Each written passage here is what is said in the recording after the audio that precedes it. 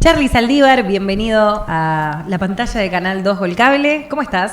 Bien, muy bien. Encantado de estar de vuelta aquí con esta gente amiga de San Andrés de Giles.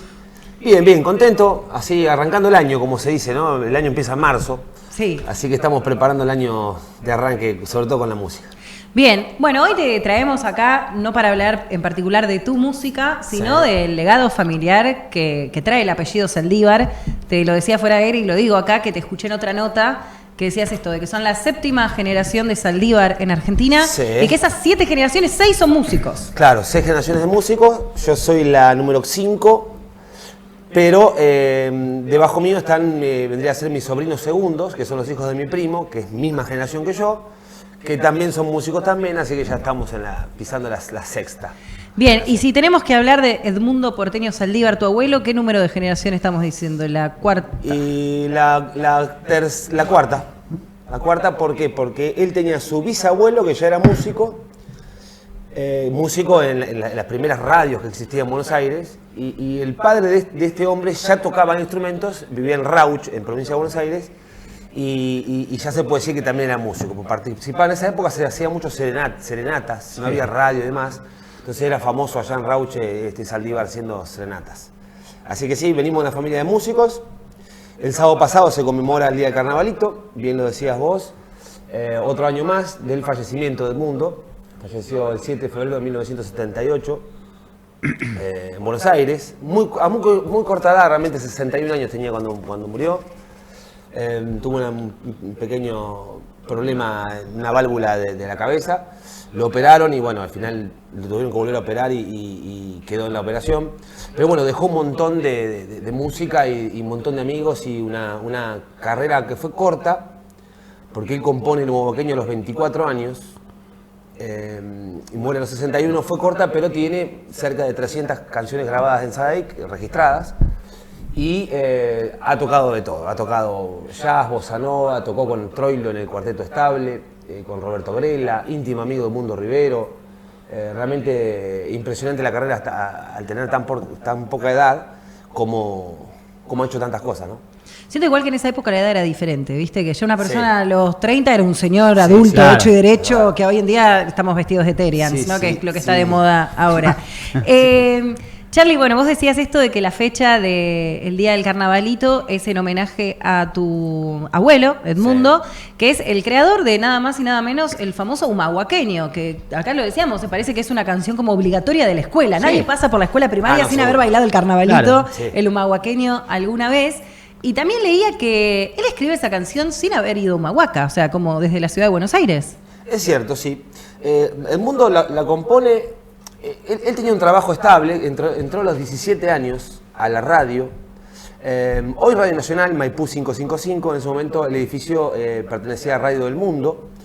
Y él empieza a trabajar ahí por su ductilidad con la guitarra. Realmente en esa época, para aquellos que no, por ahí, o no saben o son muy jóvenes, en esa época no había pistas. Entonces, por ejemplo, llegaba, no sé, Yao Gilberto a la Argentina y pasaba por la radio, no iba a venir con toda la orquesta. Entonces, en las radios había músicos estables que eran duchos y tenían que saber, obviamente.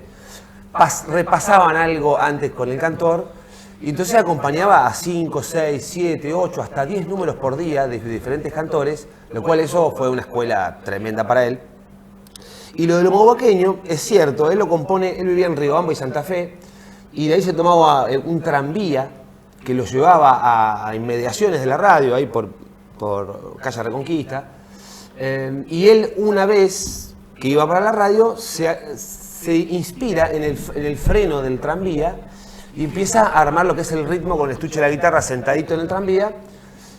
Llega a la radio, se mete de una en un estudio para no distraerse y ahí compone las primeras estrofas del Humahuaqueño con la música también. Como te decía recién fuera del aire, por ahí a veces internet tiene algo muy maravilloso y después tiene mucha zaraza, mucha verdura, que en parte, si averiguás de la vida de mi abuelo, dicen que la radio le pide la canción, cosa que es imposible, nunca sucedió eso, que le piden una canción alegre para alegrar las mañanas de la radio y demás. Al final no era así, nosotros como familiares sabemos la verdad.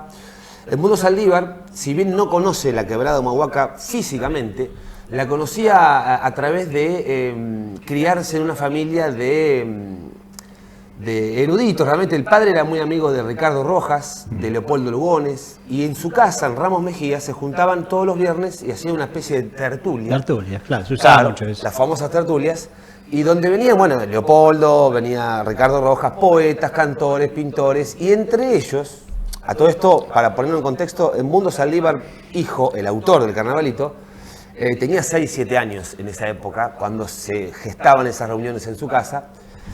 ¿Y qué pasa? Una vez por mes venía del norte, de la ciudad de Humahuaca, venían 2 hermanos, que fueron muy famosos porque también eran músicos, los hermanos Aramayo. Los hermanos Aramayo tenían un ramo generales en la ciudad de Uquía, que está antes de Humahuaca, un pueblito muy chiquito, que tiene la iglesia más antigua de la quebrada, de 1600 y pico. En ese lugar tenían un ramo generales. Aquellos que saben lo que es un ramo generales, los productos que se vendían en ramos generales, la gran mayoría se conseguían en Buenos Aires. Claro. Por ejemplo, el vino en toneles, las telas. Es cierto que en esa época hasta atendía en Buenos Aires Dios también, ¿no? Entonces estos hermanos venían de Humahuaca, vendrían, no sé, en colectivo, no sé, en esa época en que vendrían, o en alguna camioneta o un camioncito para llevarse las cosas. Una odisea en esa época. Claro. Iban, lo mismo que se iba de acá a Mendoza a comprar vino.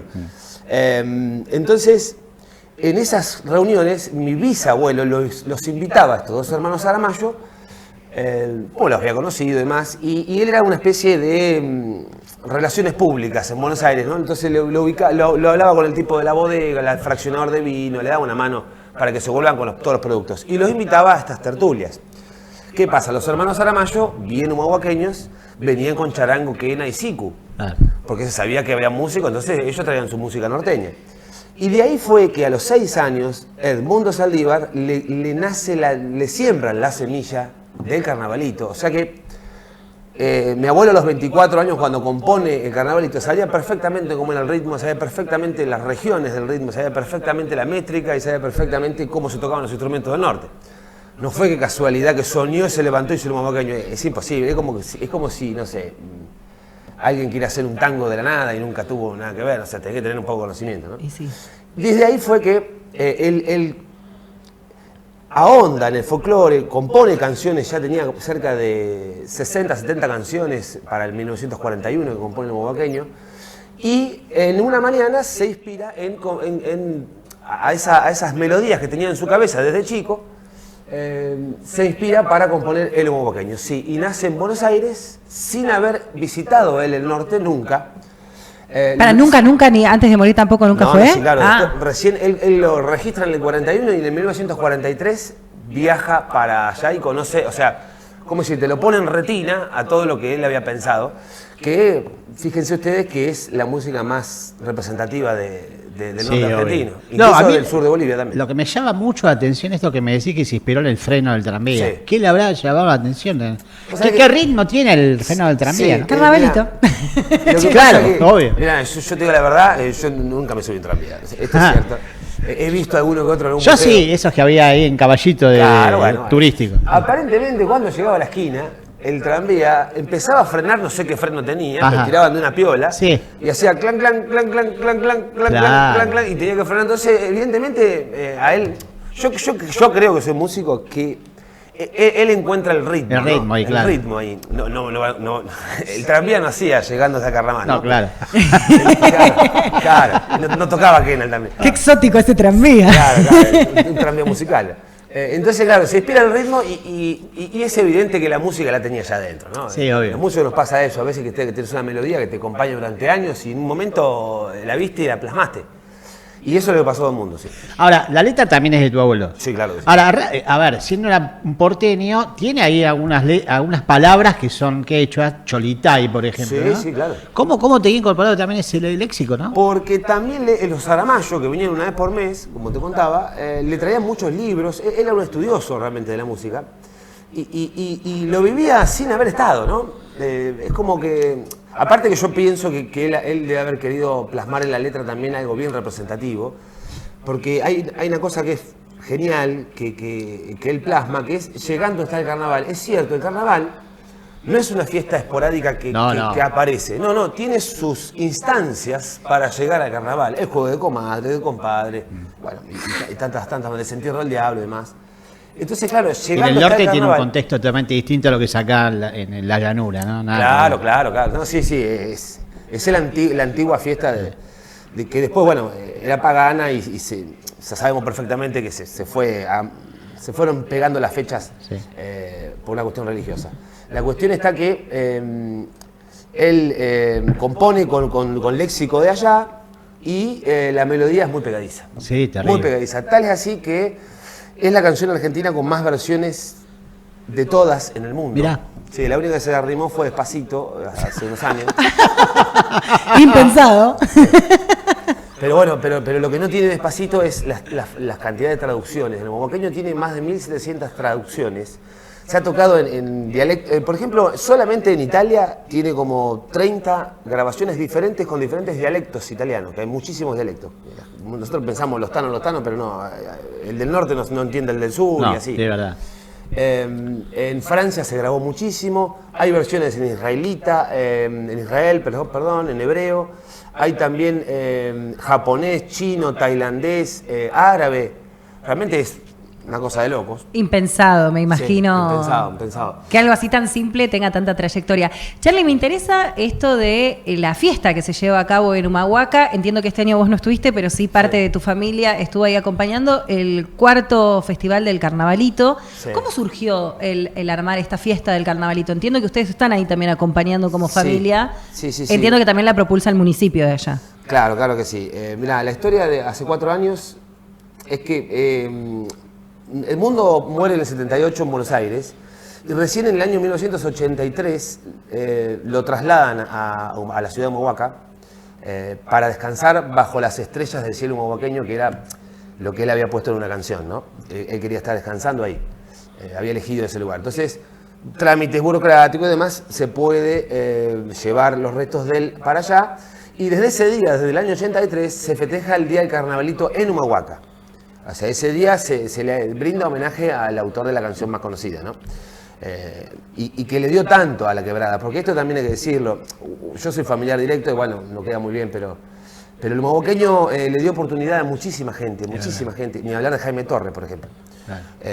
Que pudieron tocar esa música tan representativa y tan famosa que lo llevó por el mundo. A la gran mayoría de los músicos que nosotros conocemos, de Tomás Lipán, Uña Ramos, Samba Quipildor, Patiño, la gran mayoría tuvieron el caballito de batalla que era el humahuaqueño, que les abría las puertas en todo el mundo. Por eso los músicos se juntan el 7 de febrero en el cementerio San Antonio, ahí en Humahuaca, para brindarle homenaje. ¿Qué pasa? Luego de los años, había una cuestión ahí que el 2 de febrero se festeja la fiesta de la Virgen de la Candelaria, una fiesta muy importante allá, y también se festejaba el alborozo humahuaqueño, que quedaba medio encerrado el día de Carnavalito en el medio. Entonces, por eso no se dictaminó anteriormente el tema de Festival Nacional. Hace 4 años tuvimos una reunión, la intendente de Humahuaca tuvo una reunión con el secretario de Cultura de la Nación en ese momento, Cristian Bauer, y pedí una audiencia y viste cómo son las cosas que no le daban. Y justamente nosotros, yo lo conozco perfectamente a Cristian de chico, porque ellos van siempre a San Antonio de Areco, se criaron en Areco. Entonces lo llamo y me dijo, por favor, vénganse. Y dimos una mano nosotros, humildemente, obviamente, para que se firme y sea nacional el festival. Y ahora lo tenemos. Ese es el Festival Nacional de Carnavalito. Me parece espectacular, vale. Una excusa más para ir a conocer Humahuaca, los que no lo conocen, y aprovechar estas fiestas que... Yo conozco, es un lugar único en el mundo. Sí, o sea, sí. yo no conozco otro que sea igual a eso. ¿No? Sí. A Humahuaca. Toda la quebrada es una cosa. Sí, la quebrada es tremendo. Y... Los colores, uno mira, está el Hornocal que tiene como más de 14 colores, es una preciosa. Bueno, nuestro país es bellísimo, la verdad. Cuidado en los Hornocales. ¿Por qué? La altura. Sí, mi primera punada fue ahí. Sí, es bravo. Hay trepasas casi a 4.800, es mucho. La verdad que todo es así. Se disputó en un momento, vale decirlo, porque claro, fiesta de la quebrada humahuaqueña para cantar, y los humahuaqueños los agarraron como, está diciendo Humahuaca, ¿no? La quebrada de Humahuaca. Claro. Porque Urmamarca, Tilcara. Tilcara, Uquía, bueno, tantos lugares de toda la quebrada. ¿Por qué? Porque la canción estaba dedicada a, vamos a decir, a su gente, la gente de la quebrada, ¿no?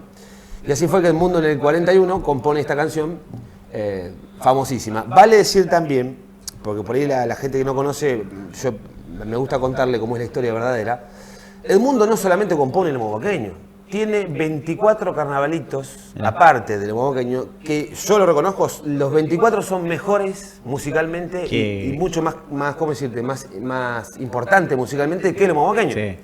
Pero pegó el moboqueño. Sí.